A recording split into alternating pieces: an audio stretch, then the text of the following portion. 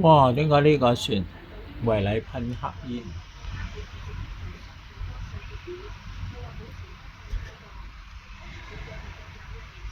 哇！應該違反香港海事條例喎。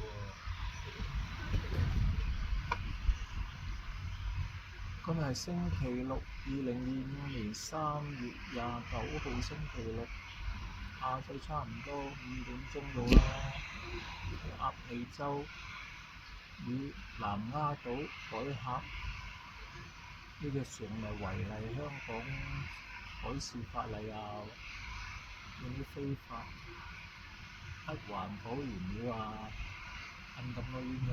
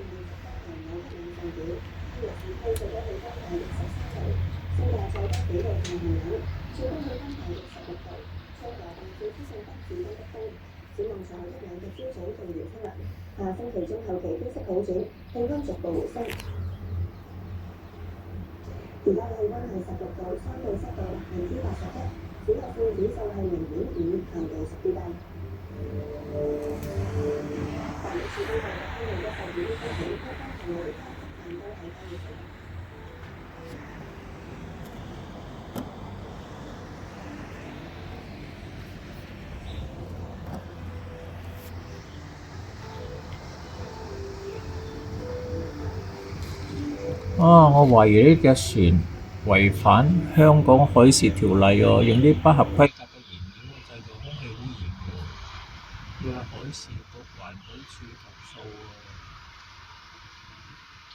提早換咗污染性嘅燃料喎，佢哋。哇！你睇釋放得幾犀利，仲喺香港海域喎，冇遵守香港嘅海事法例喎。唔啱